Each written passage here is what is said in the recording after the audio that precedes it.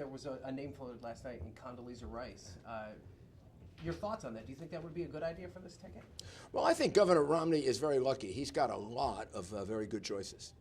I mean, there's the bench in the Republican Party is so good, and that in comparison to Joe Biden, who can't get two sentences straight, I mean, this is going to be a fabulous comparison. I'd love to see Condoleezza Rice debate Joe Biden. I will spend my time counting up how many times Joe Biden misdescribes countries, mispronounces words, gets his sentences confused, in comparison to Condoleezza Rice, who's pretty much a genius.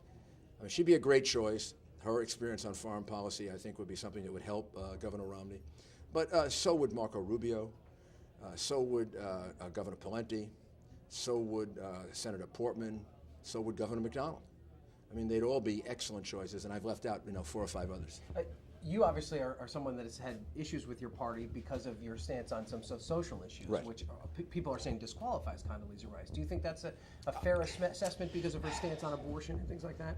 I honestly don't even know what Condoleezza Rice's stance on abortion is, because I've always thought of her from the point of view of her foreign policy position. I don't know if she's pro-choice, pro-life, or somewhere. She's pro-choice, yeah. Somewhere in between. This is not elections. This election is not going to be about social issues. This election is going to be about the economy. It's going to be about the strength of America. It's going to be about a president who's been our most unsuccessful president in my lifetime.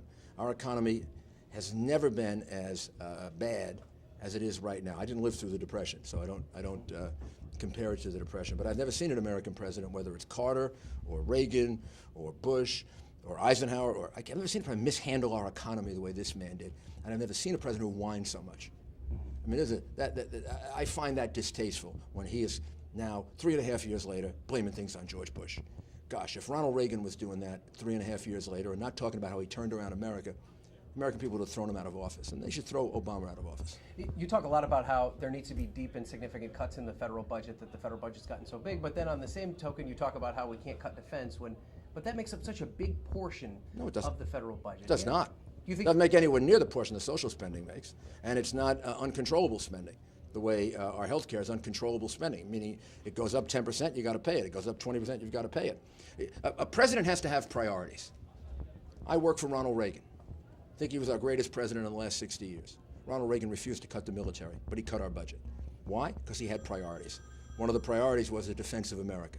I was mayor of New York City. I cut everything in New York City. I had demonstrations for 2.5 years. I did not cut the police department. Why? Because I had too much crime. I had priorities. A president has to have priorities. President Obama has priorities. He wants to cut nothing but the military. His priority is increase spending to record levels on everything else and cut the military. Increase taxes to the highest they've been in generations, but take money from the military. So let's see which priority the American people want. Do they want a president who has priority for the military, or do they have a president who has priorities against the military so that he'll reduce anything else? He will not reduce anything else but military spending. My last question for you is, obviously no one knows about the financial sector better than you have, and you even kind of mentioned it in your remarks about this attack on Bain Capital. Do you think that that is a fair argument at all to talk about the way that was handled? And the president has said at times that he doesn't have a problem with the financial sector, but you're not running necessarily to be the financial advisor in chief, you're running to be the president. Do you think that someone who acted in the way that the folks at Bain Capital did have the right kind of makeup to be president, that they understand globally the concerns of the country? Well, I mean, I really would like to give us a chance to have an American president who understands the American economy, have an American president who has shown success in his past, who's actually created jobs, actually met payrolls, actually made practical decisions. We tried the opposite. We tried an American president who was largely an academic, a career politician, and a social activist and radical. And look what we got. We got the worst economy in our history. We have him still complaining about George Bush 3.5 years later. We've got a very weakened America, an America that gave up the nuclear defense of Poland and the Czech Republic to reset the relationship with Russia, and now Putin is making a fool out of Obama. I mean, we've got all this. We've got a president of very little accomplishment, maybe 1 or 2 things, because we selected a man of very little accomplishment. Romney's very different. Romney's a man of great accomplishment. Yeah, Romney made a great deal of money. He made a fortune for the investors in Bain. If he could do as good a job for America as he did for Bain, we would be in great shape. That's usually how we elected our presidents. We look for men of success.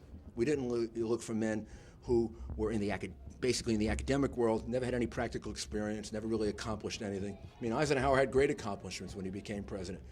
Reagan was a great governor of California when he became president. Obama had done nothing in his life when he became president.